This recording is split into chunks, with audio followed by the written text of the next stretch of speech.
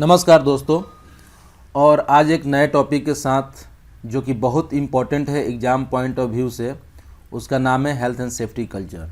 Health and safety culture हर एक organisation में रहता है और यह एक बहुत इम्पॉर्टेंट है कि हर ऑर्गेनाइजेशन में health and safety culture positive हो, क्योंकि जब पॉजिटिव नहीं रहेगा तो इसका इफ़ेक्ट जो है ऑर्गेनाइजेशन में पड़ेगा और वहाँ पे एक्सीडेंट का ज़्यादा चांस रहेगा। तो आइए स्टार्ट करने से पहले कुछ कमेंट देख लेते हैं।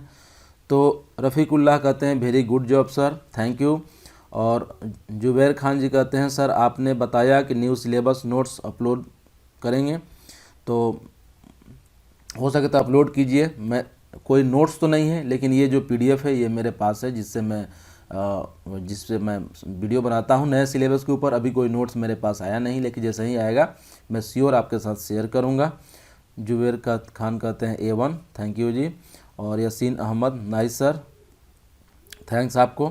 और ट्रैप टाउन NCS कहते हैं nice video, keep it up, would you like to be YouTube friends. क्यों नहीं, हम आपका फ्रेंड बनना चाहेंगे श्योर। और एक मेरे भाई यासीन अहमद जो पाकिस्तान से कहते हैं love from Pakistan, same to you from India, thank you.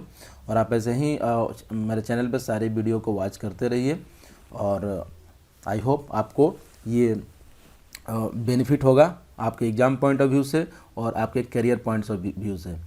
तो आइए चलते हैं हेल्थ एंड सेफ्टी कल्चर के बारे में। तो ये क्या होता है कि हेल्थ एंड सेफ्टी कल्चर ना ही हम इसको जो है किसी तरह से लिख सकते हैं। ये क्या होता है, एक इसमें जो है बस इसको मेजर करने का कुछ की पॉइंट्स है जिससे मेजर करते हैं। तो हेल्थ एंड सेफ्टी कल्चर जो है वो क्या होता है, तो जो बिलीफ है, share attitude, values, believe and behaviour, ये चार चीज़ जो हैं, हमारा एटीट्यूड कैसा है हेल्थ एंड सेफ्टी के टुवार्ड, वैल्यू हम क्या देते हैं उसको, बिलीव हमारा क्या है कि हेल्थ एंड सेफ्टी मेंटेन करना ज़रूरी है या नहीं ज़रूरी है, और साथ में बिहेवियर यानी कि हम जो बोल रहे हैं वैसे ही कर रहे हैं और हमारा बिहेवियर सेफ़ है कि नहीं। तो ये अगर चारों चीज़ अगर किसी वर्क प्लेस पे है, अगर वर्कर में है, यानी कि वहाँ पे हेल्थ एंड सेफ्टी कल्चर जो है पॉजिटिव है। तो हम जानेंगे इसमें कि क्या पॉजिटिव है क्या निगेटिव है।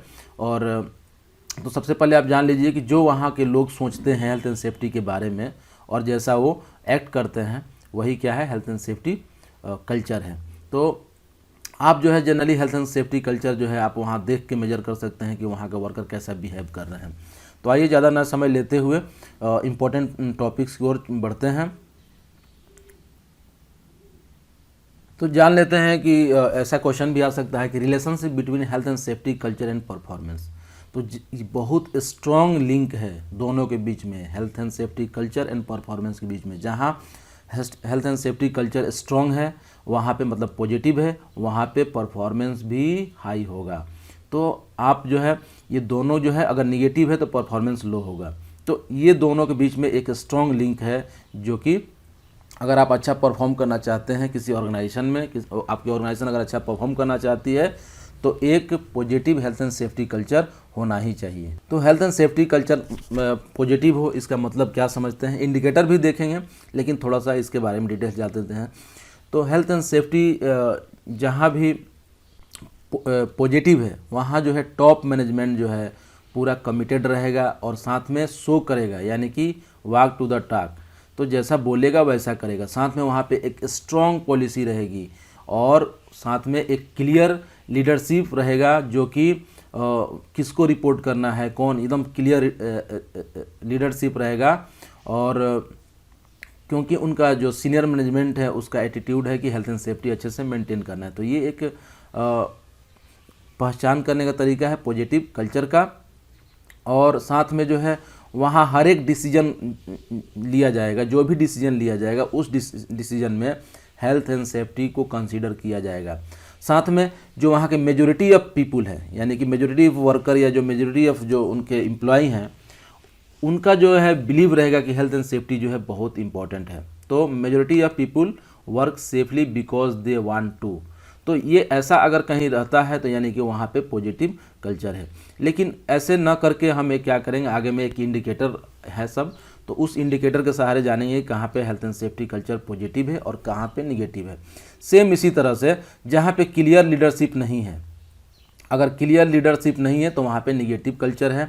जहाँ पे मेजोरिटी ऑफ वर्कर नहीं सोचता है कि हेल्थ एंड सेफ्टी जो है इम्पॉर्टेंट है, जहाँ डिसीजन मेकिंग में हेल्थ एंड सेफ्टी को नहीं लिया जाता है, और कोई भी वहाँ पे विजिबल लीडरशिप नहीं है, यानी कि एक स्ट्रॉन्ग पॉलिसी नहीं है, तो इस तरह का अगर वहाँ पे कुछ है यानी कि वहाँ पे निगेटिव कल्चर है। तो ये 2 पॉइंट हैं। तो आइए जानते हैं कि इंडिकेटर्स के बारे में। इंडिकेटर जाने के पहले एक फैक्टर जान लेते हैं कि factor that have negative impact on health and safety culture in the organisation. कौन कौन सा फैक्टर है जिसके चलते हेल्थ एंड सेफ्टी कल्चर जो है निगेटिव होता है, यानी कि डाउन होता है। तो सबसे पहला जो है lack of strong safety leadership from the management, यानी कि अगर सेफ्टी लीडरशिप नहीं है, अगर सारे डिसीजन मेकिंग में अगर सेफ्टी को कंसीडर नहीं किया जा रहा है, ये लैक ऑफ है, तो यानी कि वहाँ पे ये जो है निगेटिव कल्चर को बढ़ाएगा। और प्रेजेंस ऑफ ब्लेम कल्चर, कोई भी कुछ होता है तो आप करेंगे, ऐसा करेंगे, इनकी गलती है, ऐसा कुछ है तो इसको ब्लेम कल्चर बोलते हैं। ये दोषी है, हम उसके लिए रिस्पॉन्सिबल नहीं है, अकाउंटेबल नहीं है, तो ये क्या है, ब्लेम कल्चर है। तो ब्लेम कल्चर जो है निगेटिव कल्चर को बढ़ाता है। Lack of management commitment to safety, यानी कि मैनेजमेंट जो है वही कंसीडर नहीं कर रहा है सेफ्टी, और हर एक जो है डिसीजन मेकिंग में उसको कंसीडर नहीं कर रहा है, यानी कि सेइंग वन थिंग और डूइंग अनदर थिंग, यानी कि कहता कुछ और है और करता कुछ और है। तो ऐसा होने से जो ऑर्गेनाइजेशन में negative health and safety culture का बढ़ावा मिलेगा।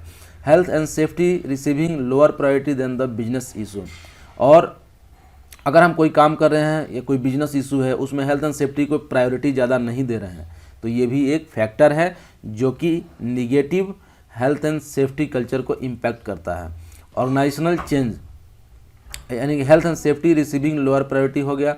ऑर्गेनाइजेशन चेंज, अगर फ्रीक्वेंटली जो है वहाँ पे ऑर्गेनाइजेशन चेंज हो रहा है, यानी कि वहाँ के मैनेजमेंट चेंज हो रहा है, और poorly communicated change result in uncertainty, यानी कि अगर ज़्यादा चेंज होगा तो उसमें कम्युनिकेशन ज़्यादा नहीं अच्छे से हो पाएगा, तो जिससे कि वो भी एक negative health and safety culture को बढ़ावा देता है, इम्पैक्ट करता है। और लैक ऑफ रिसोर्स, अगर आपके पास सब कुछ है लेकिन रिसोर्स नहीं है, यानी कि जो पीपी रिक्वायर्ड है, जो इक्विपमेंट रिक्वायर्ड है, सेफ्टी इक्विपमेंट, वो आपके पास नहीं है, यानी कि लैक ऑफ रिसोर्स है, that will negative impact on health and safety culture in the organisation. उसके बाद जो है लैक ऑफ वर्कर कंसल्टेशन, अगर वर्कर से बात नहीं कर रहे हैं, क्या परेशानी है, उनका इन्वॉल्वमेंट नहीं ले रहे हैं, तो ऐसा ये भी एक negative health and safety culture को इम्पैक्ट करता है। और poor management system and procedure, management system अच्छा नहीं है, प्रोसीजर अच्छा नहीं है, तो जो है होता है एक्सटर्नल इन्फ्लुएंस, यानी कि economical climate resulting in difficult operating condition, अच्छा इकोनॉमिकल क्लाइमेट नहीं है, इसके चलते भी जो है हेल्थ एंड सेफ्टी कल्चर जो है बैडली इम्पैक्ट होता है। तो आपने जाना कि कौन कौन सा फैक्टर जो है आपके ऑर्गेनाइजेशन में negative health and safety culture को बढ़ावा देता है, और आगे हम जानेंगे कि कौन कौन सा इंडिकेटर है। इंडिकेटर बहुत इंपॉर्टेंट पॉइंट ऑफ व्यू है, एग्ज़ाम पॉइंट ऑफ व्यू से भी और आपके नॉलेज के लिए भी। तो indicator of health and safety अगर ऐसे नाम मेजर कर रहे हैं तो आइए कुछ पॉइंट देख लेते हैं, जिससे इससे क्या होता है कि उस पॉइंट को अगर हम जान जाएं तो हेल्थ एंड सेफ्टी जो कल्चर है ईजिली मेजर हो जाता है। जैसे एक्सीडेंट, अगर कहीं पे एक्सीडेंट रेट ज़्यादा हो तो वहाँ पे हेल्थ एंड सेफ्टी कल्चर जो है निगेटिव है। तो एक्सीडेंट जो रेट है अगर आपके ऑर्गेनाइजेशन में ज़्यादा है, यानी कि आपका negative health and safety culture है, तो एक्सीडेंट रेट यही एक सेम रहेगा, लेकिन अगर प्लस हो रहा है तो positive health and safety culture हो रहा है, और अगर माइनस में हो रहा है तो negative health and safety culture हो रहा है। जैसे अगर किसी ऑर्गेनाइजेशन में पिछले साल से इस साल एक्सीडेंट रेट बढ़ा, यानी कि negative health and safety culture जो है बढ़ा, तो इसी तरह से जो है रेट ऑफ अदर ऑर्गेनाइजेशन, अगर मान लीजिए पूरे इंडिया में अगर आपके सेम ऑर्गेनाइजेशन में, जैसे कि अगर आपका स्टील प्लांट है या रेलवे है, तो अगर सेम ऑर्गेनाइजेशन में अगर एक्सीडेंट रेट सेम है तो ठीक है, अगर पूरे ऑर्गेनाइजेशन का जो एवरेज निकलता है अगर एवरेज से आपका ऊपर है तो आपका negative health and safety culture हो रहा है, अगर एवरेज से कम है यानी कि आप जो है positive health and safety culture है। ये भी एक तरीका है मेजर करने का। और उसके बाद इसमें भी जैसे कि आपका positive health and safety culture must time and effort will go into investigation accident. ये है सिकनेस रेट, अगर सिकनेस रेट ज़्यादा है यानी ज़्यादा लोग बीमार पड़ रहे हैं आपके ऑर्गेनाइजेशन में, और तो ये negative health and safety culture है। और अगर कम पड़ रहे हैं तो पॉजिटिव है, यानी कि a lot of ill health is caused और मेड वर्स बाय वर्क। तो वर्क के चलते ऐसा कुछ होता है, तो ये जो है पॉजिटिव या निगेटिव। अगर ज़्यादा हो रहा है तो निगेटिव और कम हो रहा है तो पॉजिटिव। ज़्यादा लोग एब्सेंट हो रहे हैं यानी कि आपके ऑर्गेनाइजेशन में काम करना नहीं चाहते हैं, या उनकी तबीयत खराब हो जा रही है, इसके चलते भी वो काम पे नहीं आ पा रहे हैं, या हो सकता है कि आप उनको काम करने की इच्छा ही नहीं हो रही होगी हेल्थ एंड सेफ्टी के चलते। तो इससे क्या है कि एब्सेंटिज्म जो है बढ़ता है। एब्सेंटिज्म बढ़ने से जो है आप में आपके यहाँ जो है मैन पावर लॉस होगा, और इससे जो है ये भी एक तरीका है मेजर करने का कितने लोगों ने अब्सेंट किया और क्यों किया। तो अगर ये ज़्यादा है अब्सेंट हो रहा है तो यानी कि negative health and safety culture है, और अगर कम हो रहा है तो positive health and safety culture है।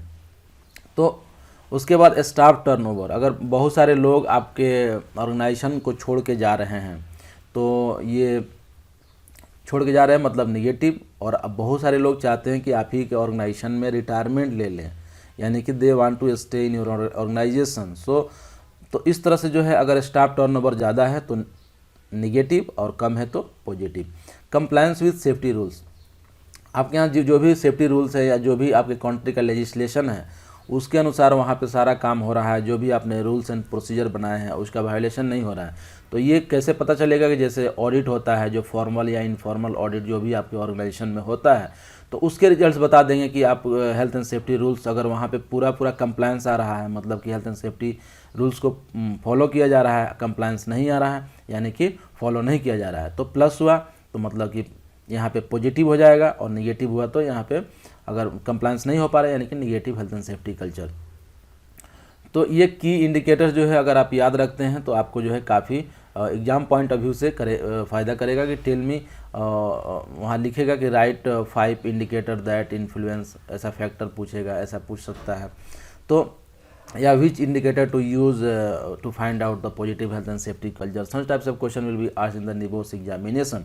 तो कंप्लेन अबाउट वर्किंग कंडीशन, अगर वर्किंग कंडीशन के बारे में अगर कंप्लेन हो रहा है, ज़्यादा कंप्लेन आ रहा है कि सर यहाँ पे अच्छे से काम नहीं हो पा रहा है, सेफ्टी मेंटेन नहीं हो रहा है, इस तरह का कंप्लेन आ रहा है वर्किंग कंडीशन के बारे में, तो भी आप समझ सकते हैं कि that is negative health and safety culture.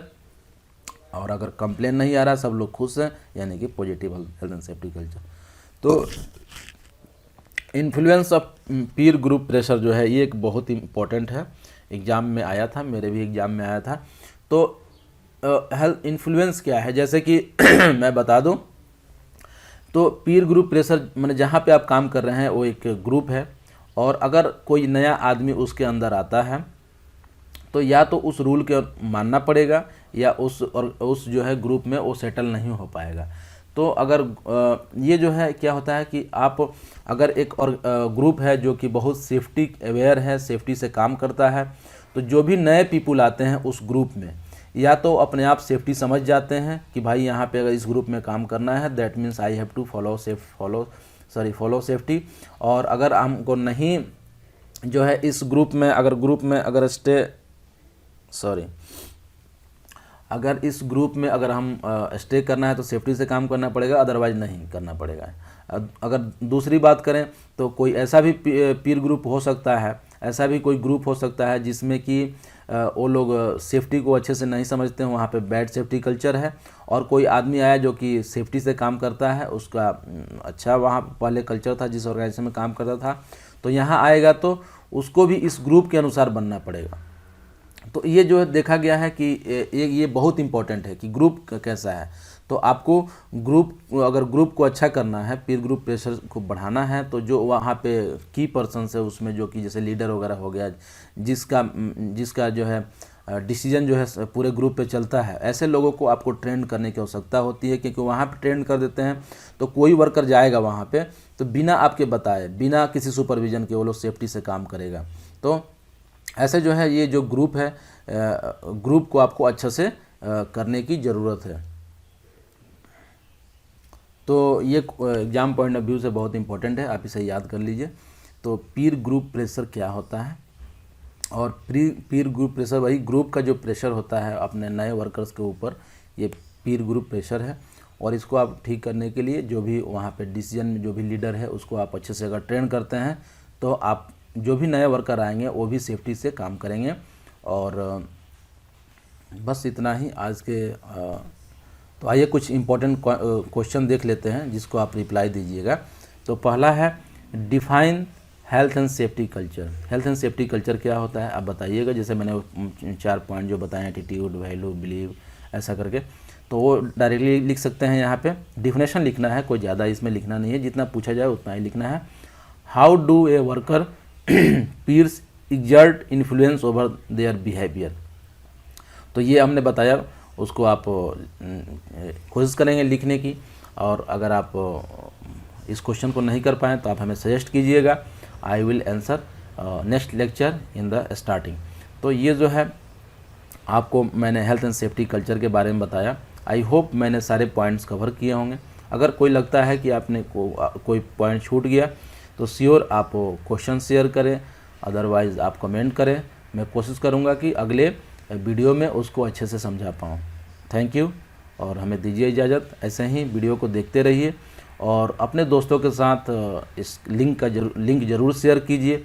साथ में बेल आइकन को दबाना ना भूलें, क्योंकि जो भी मैं वीडियो पर डे अपलोड करूँगा तो आपको नोटिफिकेशन मिल जाएगा। ऐसे आपको सर्च करने पड़ेंगे। तो थैंक यू, धन्यवाद।